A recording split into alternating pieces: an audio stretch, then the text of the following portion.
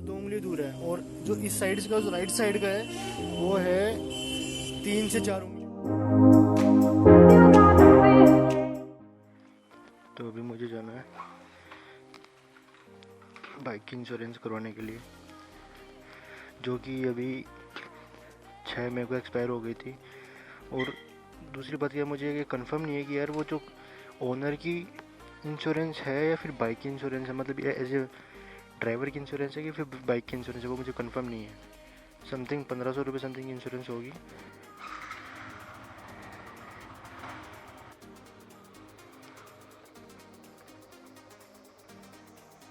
अब यार देखो, इंश्योरेंस का इतना नॉलेज मुझे है नहीं। फाइनेंस का तो चलो मैं पता है कि कितनी ईएमआई क्या होती है, पर इंश्योरेंस में अब जब बाइक ली थी तो उन्होंने बताया कि 5 साल की इंश्योरेंस है, तो मेरे ख्याल से तो 5 साल के बाद ही रिन्यू करानी चाहिए थी।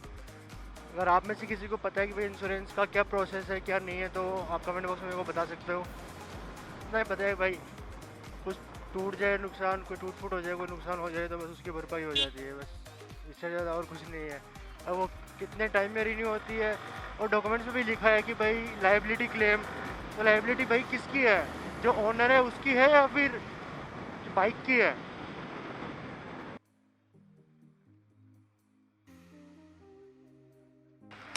तो भी इंश्योरेंस का पता किया है, तो 1750 के अप्रोक्स अभी बता रहे हैं। बाकी एक बार मैं सोच रहा हूँ कि एजेंसी में जाके पता कर लूँ, वो ज़्यादा बेटर रहेगा।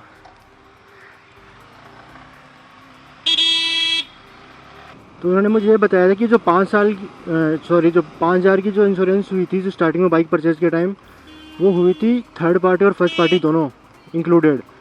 जो कि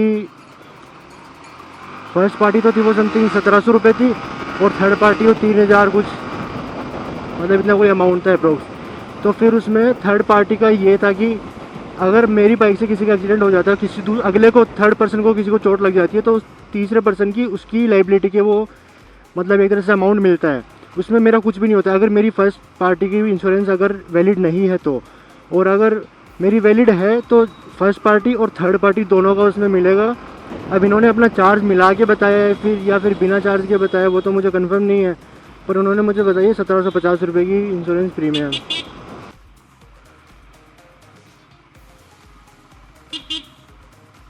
बाइक कल ही धोई है और आज कीचड़ में फिर से ख़राब हो गई पूरी। तो अभी बस यामा के शोरूम में पहुंच गया हूँ। यहाँ पे लेफ्ट में ही शोरूम है, तो वहाँ पे चल के बताता हूँ आपको क्या हुआ क्या नहीं। शुरू से मैंने जब से बाइक ली थी तब से इसमें ये प्रॉब्लम आ रही थी कि इसका ये जो हैंडल बार है वो टैंक से केवल इतना दूर है, मतलब 2 उंगली दूर है, और जो इस साइड का, जो राइट साइड का है, वो है 3 से 4 उंगली। तो इसमें इन्होंने बताया कि ये हैंडल बार इनका टेढ़ा हो सकता है। तो इन्होंने बोला कि भैया आप भी कोई क्लेम में बाइक आई हुई है तो उसका इसमें लगा देंगे। अब देखते हैं, वो कर देते हैं तो बढ़िया है।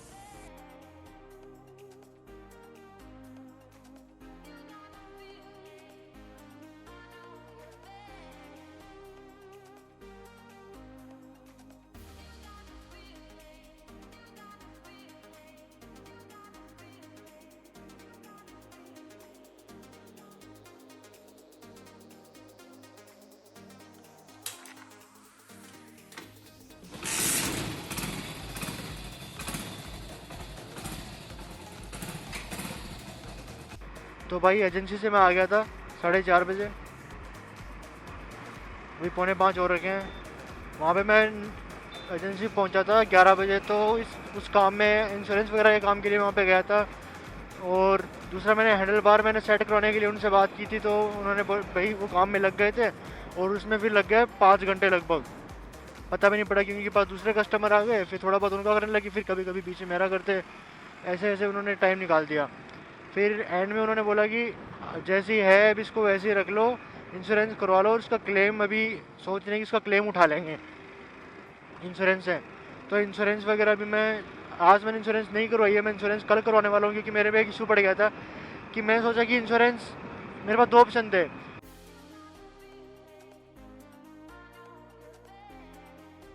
उन्होंने मुझे यही सजेस्ट किया कि आप बाइक को क्लेम में सही करवा लो, ज़्यादा सही रहेगा, कि उसके पूरे हैंडल वगैरह, हैंडल बार सब चेंज हो जाएगा।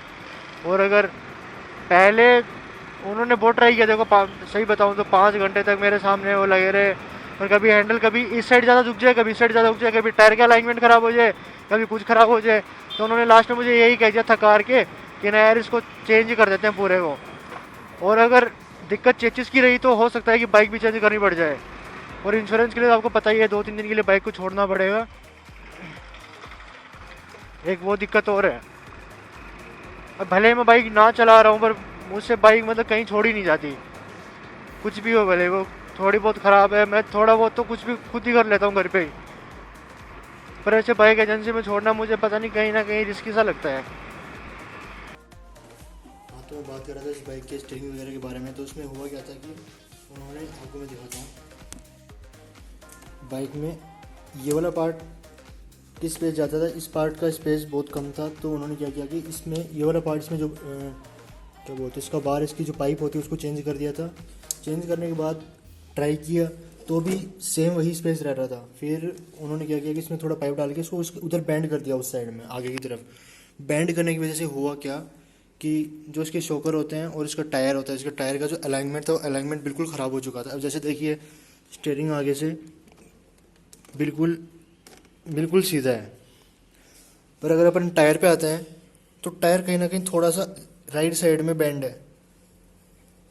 ज़्यादा फर्क नहीं है, पर 1 सेंटीमीटर का फ़र्क है, पर जो जो चलाने में इसका फ़र्क पड़ता है ना वो बहुत ही ज़्यादा होता है। तो मैंने उनसे बात की तो उन्होंने बताया कि हम एक ही चीज़ कर सकते हैं, आप बाइक की इंश्योरेंस करवा लो, और इंश्योरेंस करवाने के बाद में इस पर क्लेम उठा के इसके आगे का ये हैंडल का जो बार है, हैंडल का आगे का पूरा पार्ट चेंज करवा देंगे। तो उन्होंने बस ये कंक्लूजन निकाला और मुझे बताया कि ऐसा ही हो सकता है, इसके अलावा इसका कोई कोई सोल्यूशन नहीं है।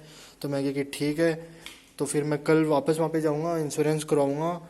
इसका पोल्यूशन भी ख़त्म हो चुका है, पोल्यूशन भी इसका मुझे रिन्यू करवाना है। जो इन्फॉर्मेशन थी वो मैंने आपको बता दी है। आप भी इस चीज़ों के बारे में मतलब थोड़ी एक तरह से खुद को सेफ रखो। कहीं ना कहीं यही खर्चा आप पे उल्टा ना पड़ जाए। सबसे बड़ी दिक्कत वही होती है कि ये खर्चा आप पे उल्टा पड़ जाता है। कहीं कल को अगर मतलब डीलर आपको कह दे कि भैया आपने जैसी बाइक ली थी वैसी आपने बाइक को गिरा दिया।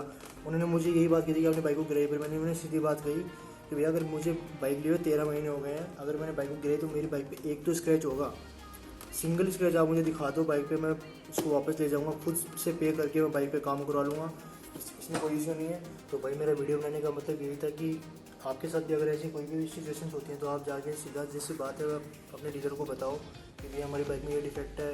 अगर आपकी स्टीयरिंग में डिफेक्ट हो, स्टीयरिंग में, व्हील में तो व्हील में, साइलेंसर, सीट, टैंक, कुछ भी हो, जैसी बात है वैसे आप बताओ।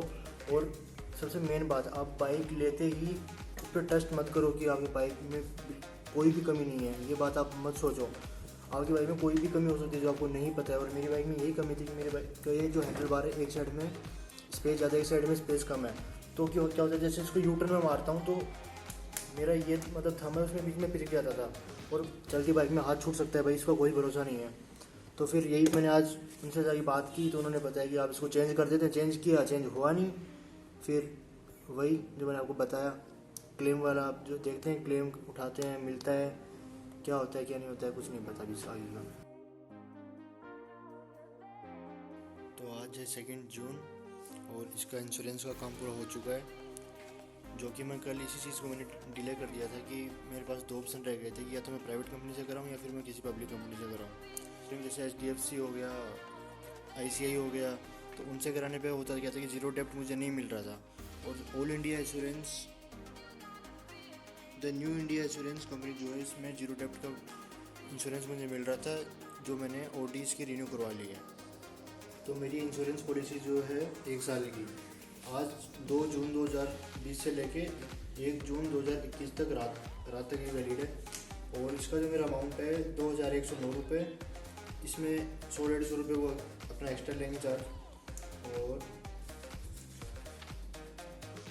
ये जो इंश्योरेंस OD है, ये रिन्यू कराने के बाद इसमें होता क्या है कि अपने ओन की है। OD मतलब ओन डैमेज।